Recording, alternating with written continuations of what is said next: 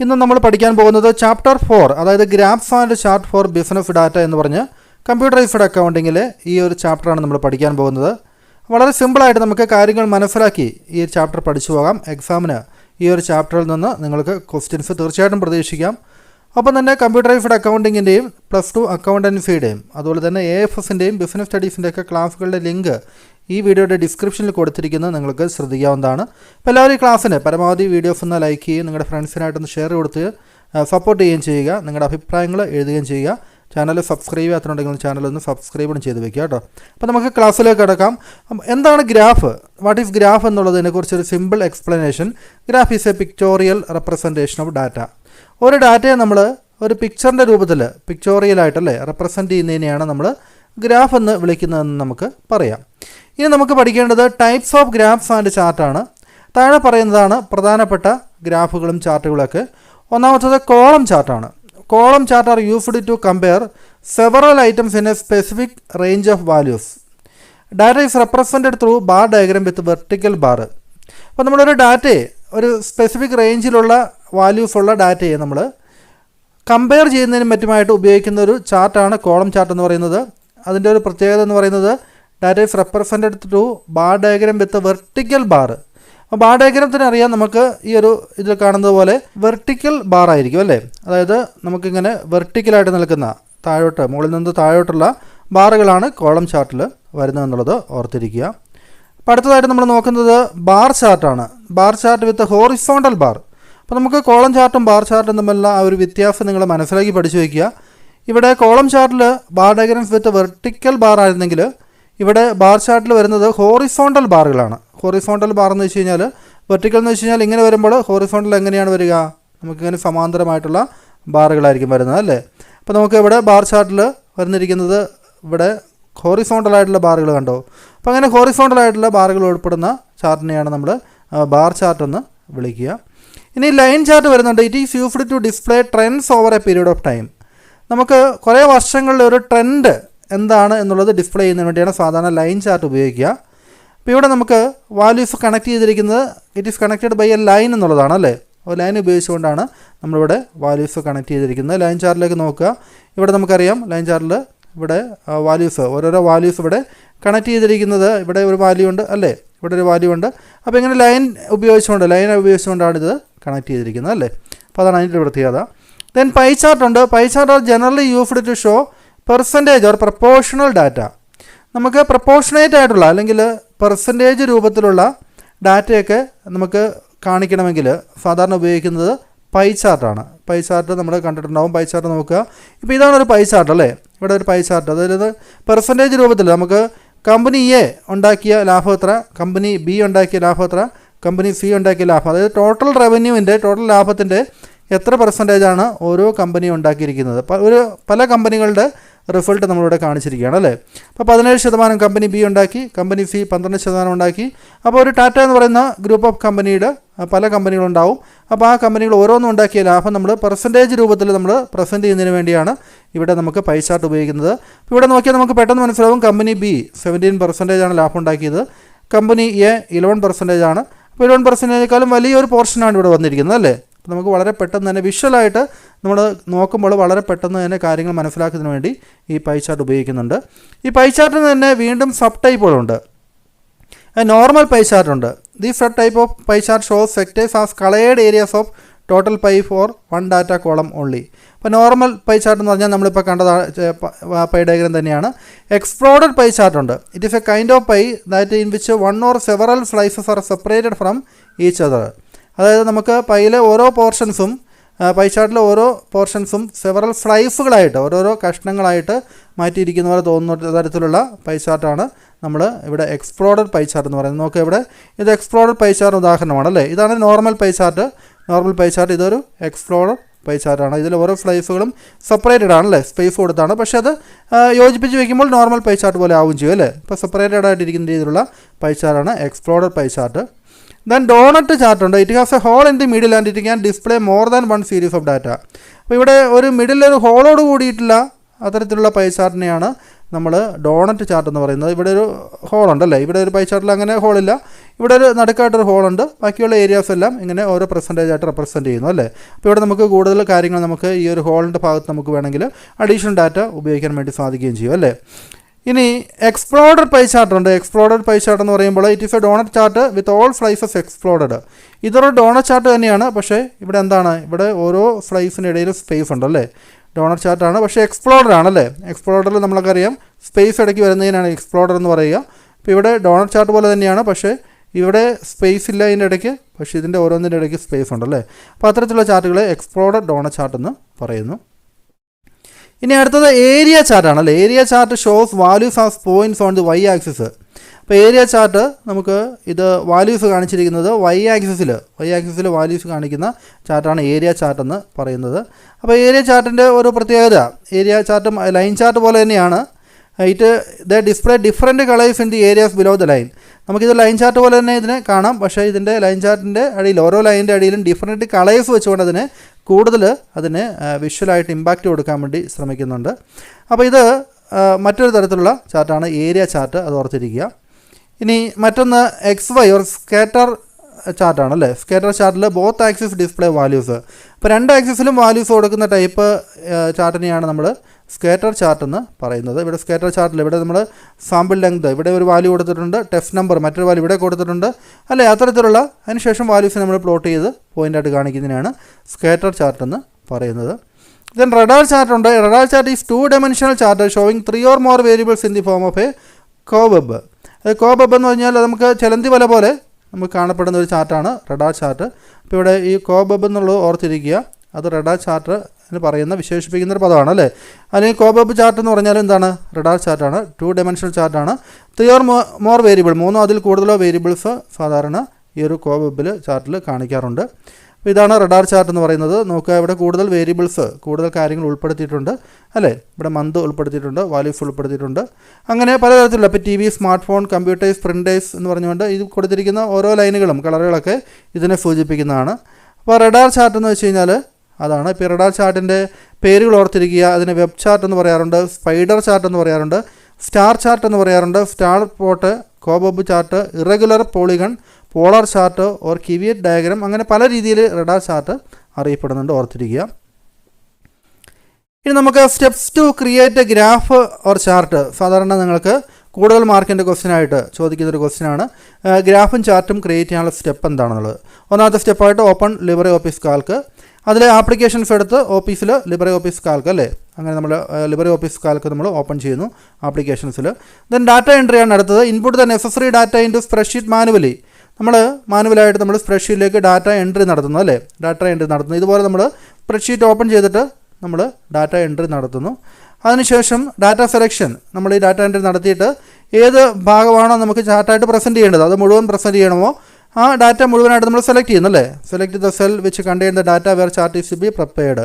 നമുക്ക് ഇതിൽ പറഞ്ഞിരിക്കുന്ന ഡാറ്റ നമുക്ക് മുഴുവനായിട്ട് സെലക്ട് ചെയ്യാം, അല്ലെങ്കിൽ ഏതെങ്കിലും ഒരു പോർഷനായിട്ട് മാത്രം സെലക്ട് ചെയ്യാം. അങ്ങനെ സെലക്ട് ചെയ്യുക എന്നുള്ളതാണ് ഡാറ്റ സെലക്ഷനാണ് മൂന്നാമത്തെ point. Then plotting the chart. അതിനുശേഷം നമ്മൾ എന്ത് ചെയ്യണം, ഇൻസേർട്ട് എടുത്ത് ചാർട്ട് എടുക്കണം. ചാർട്ട് വിസാർഡിൽ ഏത് ചാർട്ട് ടൈപ്പാണ്, ബാർ ഡയഗ്രാം ആണോ ഒപ്പം കോളം ചാർട്ടാണോ ഏതാണെന്ന് നോക്കിയിട്ട് ചാർട്ട് സെലക്ട് ചെയ്ത് ഫിനിഷ് കൊടുത്തു കഴിഞ്ഞാൽ നമുക്ക് ഈ ഒരു ചാർട്ട് ക്രിയേറ്റ് ചെയ്യാനുള്ള സ്റ്റെപ്പുകൾ ആയി അല്ലേ. ഇനി നമുക്ക് അടുത്ത് നോക്കേണ്ടത് എലമെൻറ്റ്സ് ഓഫ് ചാർട്ട് ഓർ ഗ്രാഫാണ്. നമുക്ക് ചാർട്ട് അല്ലെങ്കിൽ ഗ്രാഫ് അതിൽ ഡിഫറെൻറ്റ് എലമെൻറ്റ്സ് ഏതൊക്കെയാണെന്നുള്ളത് നമുക്ക് നോക്കാം. അതും ചോദിക്കാൻ സാധ്യതയുണ്ട്. Elements or components of graph. അപ്പോൾ ഗ്രാഫ് എന്ന് പറഞ്ഞൊരു പിക്ചോറിയൽ റെപ്രസെൻറ്റേഷൻ ഓഫ് ഡാറ്റയാണ് നമുക്കറിയാം. Different part of A chart, ഒരു ചാർട്ടിലെ വ്യത്യസ്ത ഭാഗങ്ങളെയാണ് ചാർട്ട് എലമെൻറ്റ്സ് എന്ന് പറയുന്നത്. അപ്പോൾ ഈ ചാർട്ട് എലമെൻറ്റുകൾ എല്ലാം കൂടിയാണ് ഒരു ചാർട്ടായിട്ട് മാറുന്നത് അല്ലേ.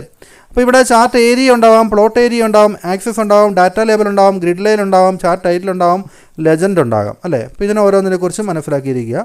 ചാർട്ട് ഏരിയ എന്ന് വെച്ച് കഴിഞ്ഞാൽ ഇത് എൻ്റയർ ഏരിയ ഓഫ് ചാർട്ടിൽ മൊത്തത്തിൽ എൻ്റയർ ഏരിയയെ നമുക്ക് എന്ത് വിളിക്കാം, ചാർട്ട് ഏരിയ എന്ന് വിളിക്കാം അല്ലേ. അപ്പോൾ ഇത് മുഴുവനായിട്ട് എന്താണ്, ഒരു ചാർട്ട് ഏരിയ ആണ്. അപ്പോൾ ഇതിൻ്റെ പുറമേയുള്ള ഭാഗങ്ങൾ ഉൾപ്പെടെ എന്താണ്, ചാർട്ട് ഏരിയ തന്നെയാണ് അല്ലേ. അടുത്തത് പ്ലോട്ട് ഏരിയ ആണ്. നമ്മൾ എവിടെയാണോ ചാർട്ട് ഡാറ്റ പ്ലോട്ട് ചെയ്യുന്നത് അതിനെയാണ് പ്ലോട്ട്. നമ്മൾ ഇത്രയും ഭാഗത്താണ് പ്ലോട്ട് ചെയ്യുന്നത് അല്ലേ, ചാർട്ടിലെ ഡാറ്റ പ്ലോട്ട് ചെയ്യുന്നത്. നമ്മൾ ഇത്രയും ഏരിയ ആണെങ്കിലും പ്ലോട്ട് ചെയ്യുന്നത് ചാർട്ടിലെ ഡാറ്റ നമ്മൾ എൻ്റർ ചെയ്ത് ബാർ ഡയഗ്രങ്ങളൊക്കെ ഫിക്സ് ചെയ്യുന്നത് എവിടെയാണ്, ഈ ഒരു പ്ലോട്ട് ഏരിയയിലാണ് അല്ലേ, പ്ലോട്ട് ഏരിയയിലാണ്. ദെൻ അടുത്തത് ആക്സിസ് ആണ്. ചാർട്ടിന് 2 ആക്സിസുകളാണ് സാധാരണ ഉണ്ടാവുക അല്ലേ, ഒരു എക്സ് ആക്സിസും വൈ ആക്സിസും ഉണ്ടാകും അല്ലേ.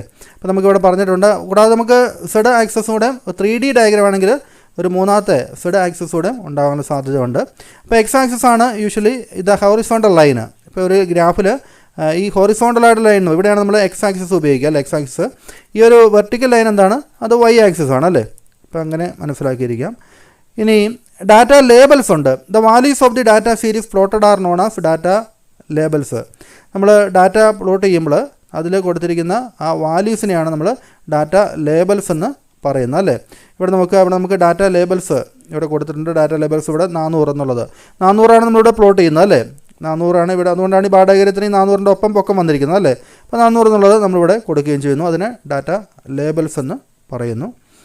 ഇനി ഗ്രിഡ് ലൈൻസ് ഉണ്ട്. ഗ്രിഡ് ലൈൻസ് എന്ന് വെച്ച് കഴിഞ്ഞാൽ നമുക്കറിയാം ഈ കാണുന്ന ഹോറിസോണ്ടൽ ലൈനുകളെയാണ് ഗ്രിഡ് ലൈൻ എന്ന് പറയുന്നത് അല്ലേ. ഒരു ഇമാജിനറിയാണ്. സാധാരണ നമ്മൾ വരയ്ക്കുമ്പോൾ ഗ്രിഡ് ലൈൻ വരയ്ക്കാറില്ല, പക്ഷേ ഇത് ഒരു കറക്റ്റ് അളവിൽ ഒട്ടിരിക്കുന്ന ആ ഗ്രിഡ് ലൈനുകളുണ്ട്.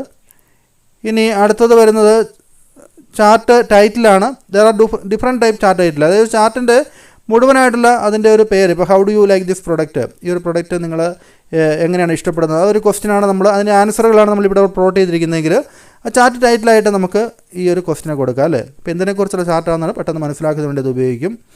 ഇനി മറ്റൊരു കാര്യം പറഞ്ഞിരിക്കുന്നത് ലെജൻഡാണ്. Legend is an identifier of a piece of information shown in the chart.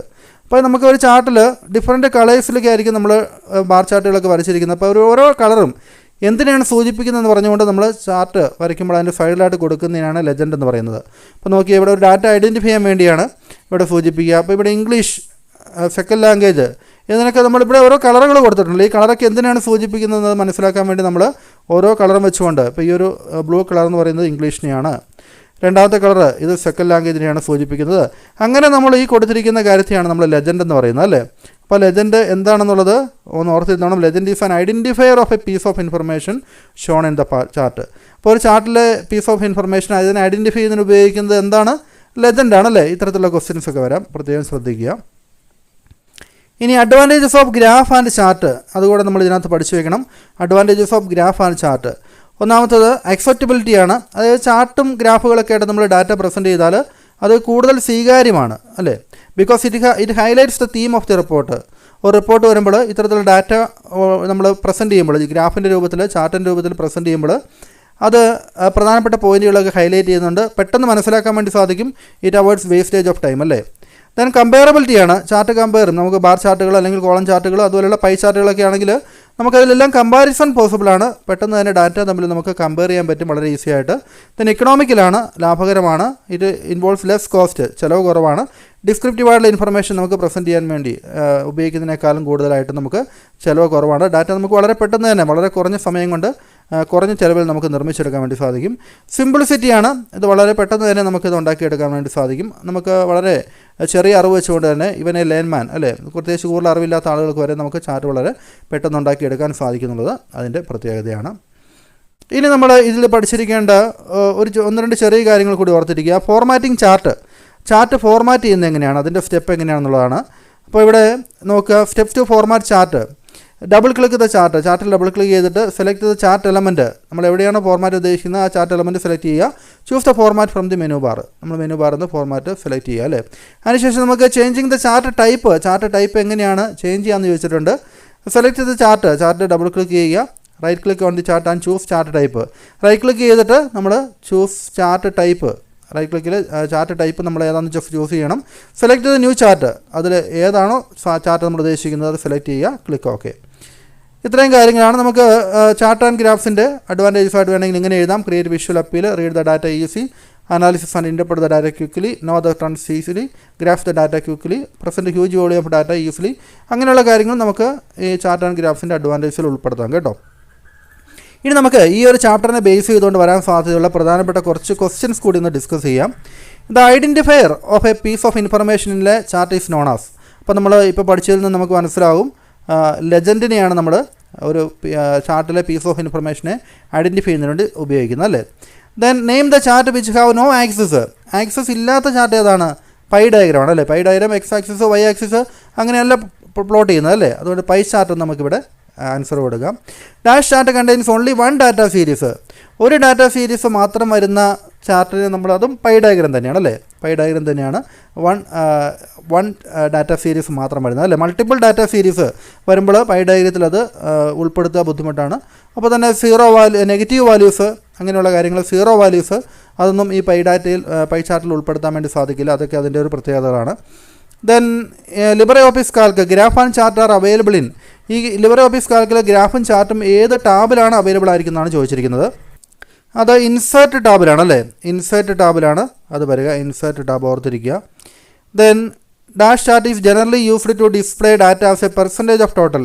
ടോട്ടലിൻ്റെ percentage ആയിട്ട് പറയുന്നത് നമ്മൾ ആദ്യം പറഞ്ഞ പോലെ അത് പൈ ചാർട്ടാണ് അല്ലേ, പൈ ഡയഗ്രമാണ്.